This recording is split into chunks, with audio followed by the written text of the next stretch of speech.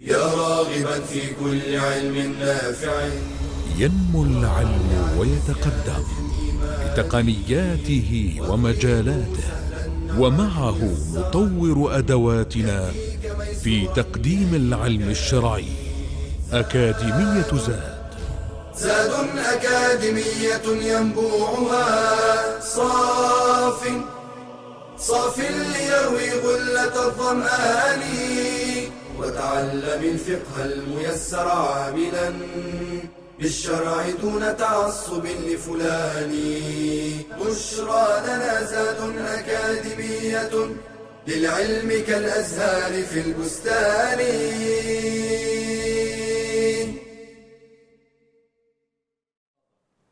بسم الله الرحمن الرحيم. الحمد لله والصلاة والسلام على رسول الله وآله وصحبه ومن اهتدى بهداه. أما بعد. In the previous lesson, we discussed 6 of the sunan of the prayer, and we continue.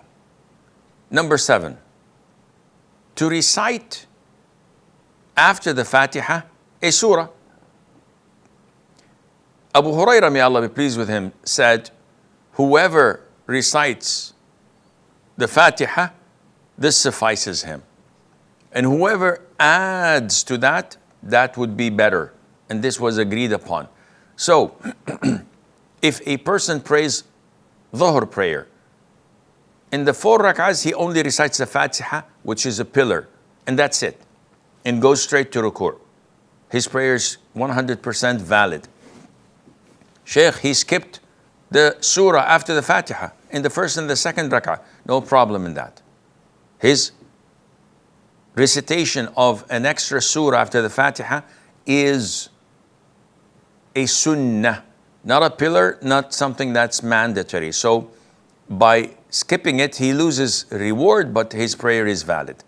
Number 8, to recite loudly or to recite out loud and to recite quietly in the prayer. So in Fajr prayer, for example, and in the first 2 rak'ahs of Maghrib and Isha, the sunnah is to recite the Quran loudly. And all the other rak'ahs, like in the 3rd and 4th rak'ah of Dhuhr, Asr, and Isha, and the first, of course, and 2nd rak'ah of Dhuhr and Asr, and the 3rd rak'ah of Maghrib, it is sunnah to recite silently. And Abu Hurairah said, may Allah be pleased with him, that in every single prayer there is a recitation of the Quran. What the Prophet recited loudly, we recited loudly so that you could hear. And what he recited silently, we recited silently so that you would follow suit. So this is a sunnah, which means if the Imam comes to the masjid leading the Fajr prayer and he recites the Fajr prayer silently, the congregation behind him says Subhanallah, Subhanallah, to bring it to his attention, but he insists on reciting it silently. His prayer is valid. Their prayer is valid because he skipped the sunnah. Of course, this is not advisable, but the prayer is valid. And if an imam comes to Dhuhr and starts to recite loudly in the first and second rak'ah of Dhuhr, again, the prayer is valid, but he has skipped the sunnah. Number 9, to hold the knees with the hands, or to place the hands on the knees with the fingers spread apart when bowing, and keeping the back straight with the head in line with the back. So the way we make ruku' is that we have our backs straight, not tilted down and not semi-bowing, rather trying to have it parallel to the ground. And the sunnah was that if someone would to place water on the back of the Prophet ﷺ, it would stay still. And the head should also be in line with the back. So not bowing too much down, tilted, and not raising it up. And to place the hands on the knees with your fingers separated, not like this, rather separated on your knees. And this is the instruction of the Prophet ﷺ, as per the hadith of Abdullah ibn Umar, may Allah be pleased with him. Number 10, when in ruku' or in sujood, you should keep your arms away from your sides, as per the hadith of Abu Humayd, may Allah be pleased with him. So in ruku', when we're doing ruku', we should not keep our hands next to our sides like this. Rather, we should spread them without hurting or harming those praying next to us. Likewise in sujood, when we make sujood on the ground, we should do it in such a fashion, spreading our arms away from our bodies, not to keep it like this as some folks do, and this is totally against the sunnah.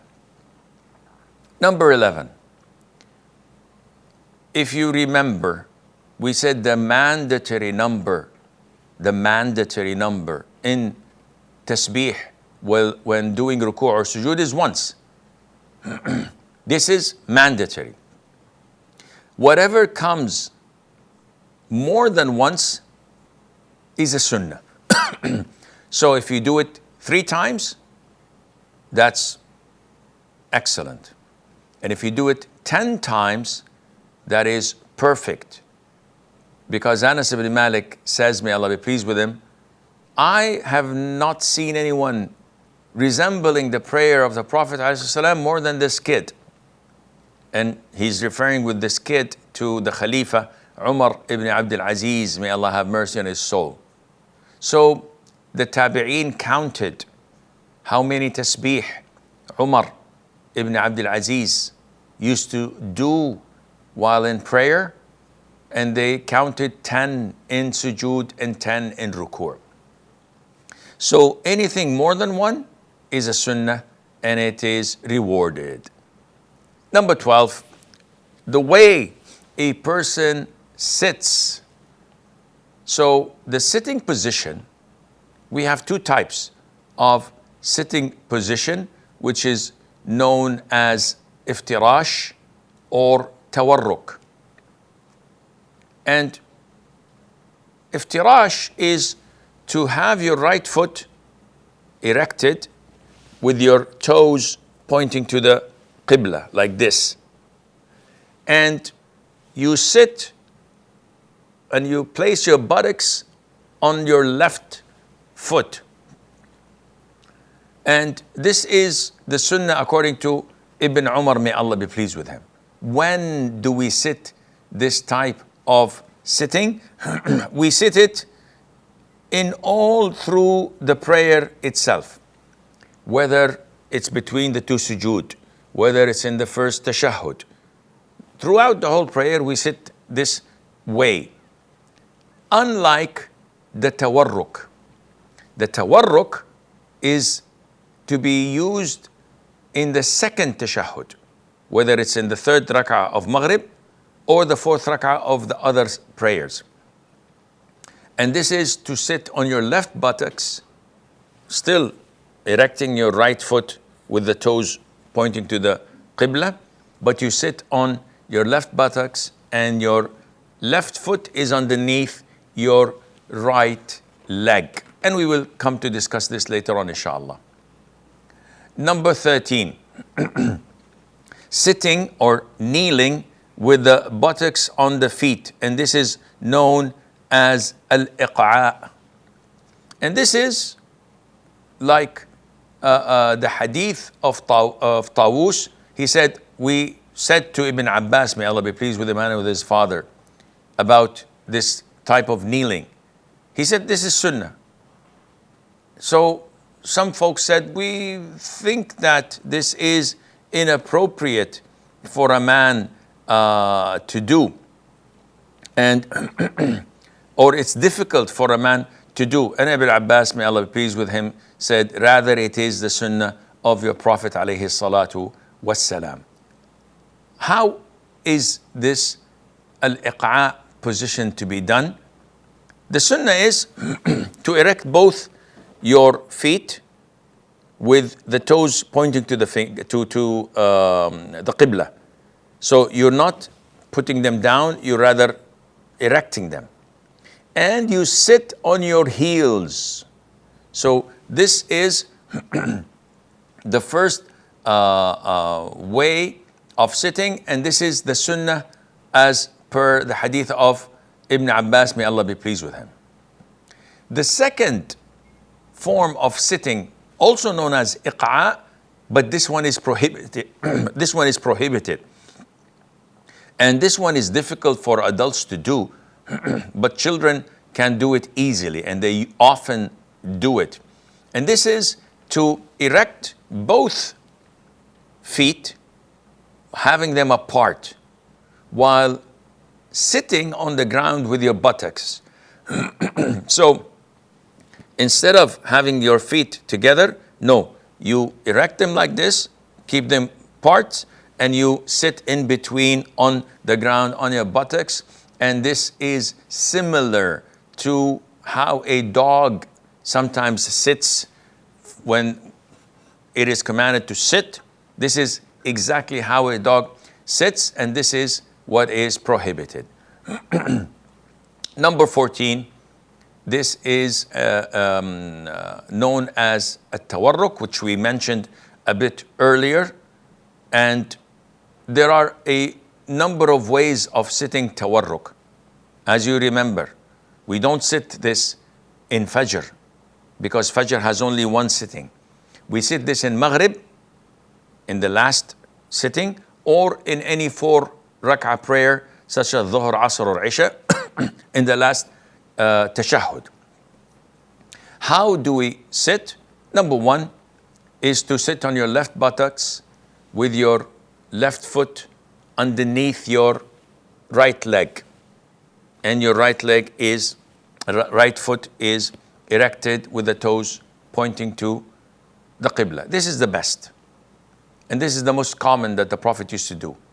Number 2 and 3, these are similar, though it's an issue of dispute among scholars. Number 2 is to have both feet to your right, still sitting on your buttocks, but both feet are to the right. And number 3 is to have your foot between your right thigh and your right leg. So it's almost the same, but this time you, instead of having both to the side, you have your left foot in between your right thigh and your right leg. And as I said, the first one is the most common one, and Allah Azza wa Jalla knows best. Number 15, to point with your index finger in tashahhud when sitting, and wiggling it and moving it in its place. And the hadith of Ibn Umar, may Allah be pleased with him, that the Prophet ﷺ, he used to do this, and the way of doing it, as the Arabs say, to do a 53 sign. So the 53 sign is this.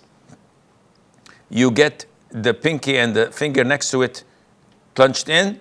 You touch the tips of the middle finger and the thumb, and you point with the index finger like so. And you wiggle it in its place, as per the hadith of Wa'il ibn Hujr, may Allah be pleased with him. And you place this on your right knee or right thigh.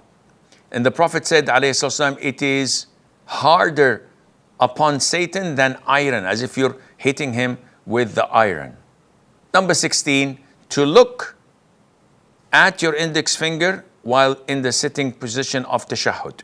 So you don't look at the place you're prostrating, rather you look at your finger doing it as per the sunnah. And number 17 is to make dua after tashahhud. So after you concluded all of your prayer and your tashahhud and your salutation upon the Prophet ﷺ, just before salam, the sunnah is for you to do the dua, because the Prophet said ﷺ, choose from the dua whatever you like and supplicate to Allah. And finally, number 18, to look to the right and to the left when offering salam. So at the conclusion of my prayer, I say, Assalamu alaikum wa rahmatullah, Assalamu alaikum wa rahmatullah. This is a sunnah. So if I finish my tashahhud and I say, Assalamu alaikum wa rahmatullah, Assalamu alaikum wa rahmatullah, that's the job, without looking to the right and the left. But the sunnah that the Prophet used to look to the right until those behind him would see the whiteness of his cheek. So he would not just say Assalamu alaikum wa rahmatullah, rather go all the way like this, sallallahu alayhi wa alihi wa sallam. And Allah Azza wa Jal knows best. Wa sallallahu wa sallam wa barak ala nabiyyina Muhammad. يا راغبا في كل علم نافع ينمو العلم ويتقدم بتقنياته ومجالاته، ومعه نطور أدواتنا في تقديم العلم الشرعي. أكاديمية زاد أكاديمية ينبوعها صاف ليروي غلة الظمآن، وتعلم الفقه الميسر عاملا بالشرع دون تعصب لفلان. بشرى لنا زاد أكاديمية للعلم كالأزهار في البستان.